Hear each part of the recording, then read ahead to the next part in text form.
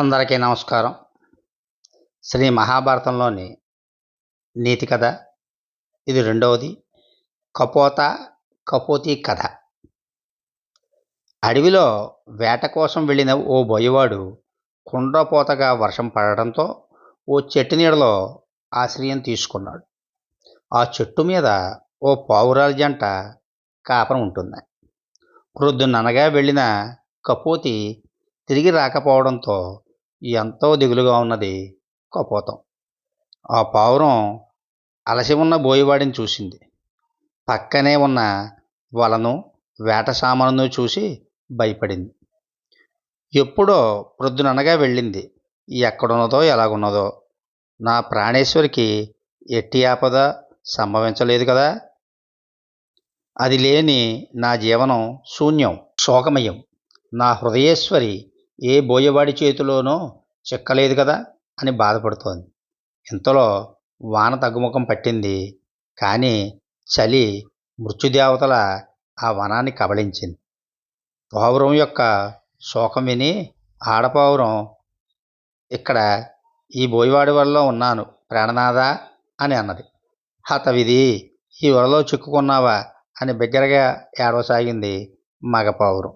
శరీరాలు శాశ్వతాలు కావు. మంచి ఒక్కటే మిగిలి ఉండేది. ఎల్లప్పుడూ మనకు తోడు ఉండేదే. ఆర్తుడైన వాని, శరణజొచ్చిన వానిని కాపాడటం కంటే ధర్మం లేదని పెద్దలు అంటారు. పాపం ఈ బోయవాడు ఆర్తుడై మన గూటి దగ్గరకు వచ్చాడు. నా గురించి విచారణ మాని అతిథి అయిన ఇతని సంగతి చూడు అంది. ఆడపావురం పలికిన అమృత వాక్యాలను విని వెంటనే మగపావురం ఆ బోయవాని ముందు నిలిచి, అయ్యా, నీవు బాగా అలిసినట్టున్నావు, నేనేమి సేవ చేయగలనో చెప్పండి అంది. బోయవాడు, ఓ పౌరమా, నీవెంత దయగలదానవు. చలితో నా శరీరం గడ్డకట్టుకుపోతున్నట్టుంది.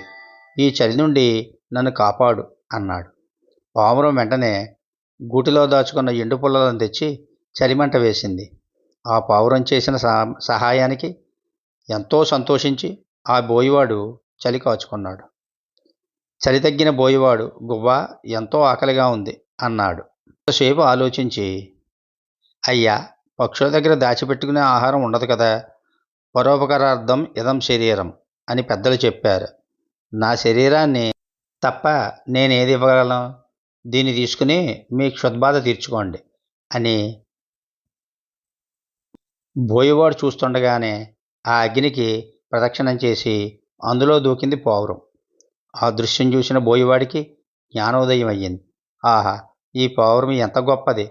నా ఆకలి తీర్చుటకు తన శరీరాన్ని, భార్యాపిల్లల్ని విడిచి శరీరం తృణప్రాయంగా ఎంచి ఆహుతయ్యింది. ఏమి త్యాగం, ఏమి దయ. రూపంలో చిన్నదైనా గుణంలో మేటిది. ఇక నేను హింస చేయను, మోహం విడుస్తాను అని అనుకున్నాడు. వలలోని పక్షులన్నిటినీ విడిచిపెట్టాడు. వెంటనే అగ్ని దగ్గరికి వెళ్ళి ఆ ఆడపావురం ఇలా ఏడ్చింది. నీవు లేనిది క్షణమైనా మనజాలను. నాకెవరు దిక్కు. బ్రతుకులోనూ మరణంలోనూ నీతోనే ఉంటాను అని అగ్ని ప్రదక్షిణం చేసింది. శరీరాన్ని త్యాగం చేసింది.